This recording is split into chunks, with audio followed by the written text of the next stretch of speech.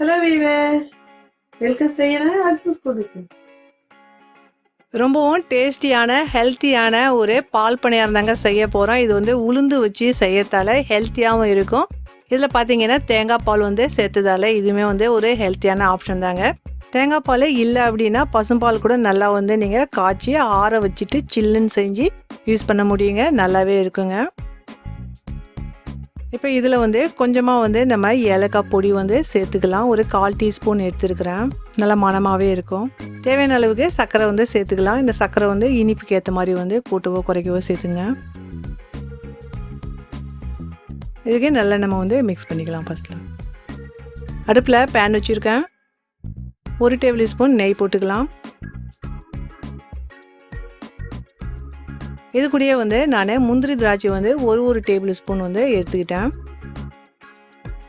இதுக்கு நல்லாவே வந்து நம்ம வறுத்து எடுத்துக்கலாம்.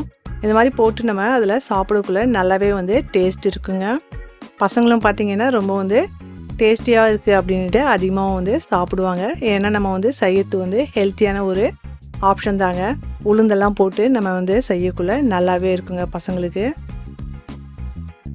இப்போ இந்த தேங்காய் பாலோட நம்ம வந்து சேர்த்தாச்சு. இது வந்து தனியாக வச்சிடலாம். இப்போ உளுந்து வந்து நான் 1 கப்பு வந்து எடுத்திருந்தேன். எந்த கப்பால் வந்து உளுந்து எடுக்கிறீங்களோ ஊற வைக்கக்குள்ள அதே கப்பால் வந்து நீங்கள் அரிசி மாவு வந்து 1 கப்பு வந்து எடுத்து வச்சுக்கோங்க. இதுக்கு தண்ணி இல்லாத நல்லா அரைச்சிட்டு வந்து காமிக்கிறேன். பாருங்கள், தண்ணி வந்து போடாத அரைச்சிருக்கிறேன். தண்ணி வேணும்னா கொஞ்சம் கொஞ்சமாக தெளித்து அரைச்சிக்கலாம். நல்லா கெட்டியாக வடை மாவு மாதிரி அரைச்சாச்சு. இதுக்கு தேவையான அளவு உப்பு வந்து சேர்த்துக்கலாம். இதில் பார்த்தீங்கன்னா அரிசி மாவு வந்து எடுத்துருந்தேன். 1 கப்பு வந்து நம்ம போட்டு நல்லாவே வந்து மிக்ஸ் பண்ணிக்கலாம். நம்ம அரிசி மாவு வந்து இந்த மாதிரி வந்து ஈக்குவல் அமௌண்ட்டாக வந்து போடக்குள்ள உங்களுக்கு மேலே பார்த்தீங்கன்னா நல்லா கிரன்ச்சியாகவும் உள்ளே வந்து நல்லா சாஃப்டாகவும் இருக்குங்க. இந்த மாதிரி நல்லாவே வந்து நம்ம வந்து இதுக்கு வந்து மிக்ஸ் பண்ணிக்கணும். அடுப்பில் பேன் வச்சுருக்கிறேன். இதில் வந்து நான் எண்ணெய் போட்டிருக்கேன்.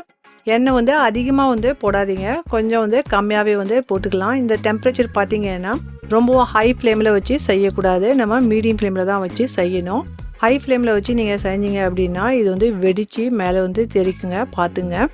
மீடியமாகவே வச்சு இதுக்கு வந்து நம்ம வந்து வேக வைக்கலாம்.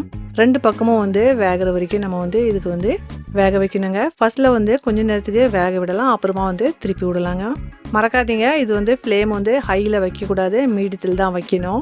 இப்போ 2 பக்கமும் வந்து நம்ம வந்து திருப்பி விட்டுக்கலாம்.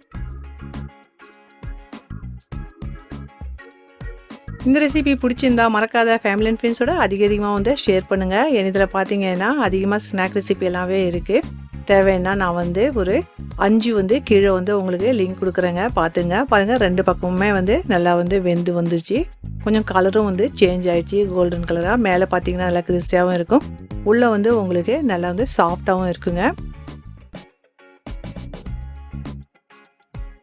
நம்ம வந்து ரெடி பண்ணோம் இல்லைங்களா, இந்த தேங்காய் பாலில் வந்து நம்ம வந்து இப்போ சேர்த்துக்கலாம். பாருங்கள், நம்ம வந்து வறுத்தோம் இல்லைங்களா, இப்போ இதில் வந்து போட்டாச்சு. இப்போ மீதி இருக்கிற மாவுக்கும் நான் வந்து இப்போ ரெடி பண்ணிக்கிட்டு காமிக்கிறேன். பாருங்கள், எல்லாமே வந்து மீடியம் ஃப்ளேம்லேயே வச்சு 2 பக்கமும் வந்து கோல்டன் ப்ரௌனாக வர வரைக்கும் நல்லாவே வந்து நம்ம வறுத்துட்ருக்கோம். இப்போ ரெடி ஆகிடுச்சு, எடுத்துடலாம். இந்த மாதிரி சின்ன சின்னதாக வந்து தான் போடணுங்க, அப்போ தான் வந்து சாப்பிடக்குள்ள நல்லாயிருக்கும். அந்த தேங்காய் பாலோட உங்களுக்கு வந்து அந்த டேஸ்ட்டும் வந்து நல்லா கூடியே வரும். இந்த மாதிரி மீதி வறுத்தோம் இல்லைங்களா, இது கூட இதில் போட்டுக்கலாம். ஒரு 15 நிமிஷத்துக்கு நல்லாவே வந்து ஊற விடலாங்க. நல்லாவே வந்து அந்த டேஸ்ட் அப்சர்வ் ஆகிருக்கும் தேங்காய் பால்.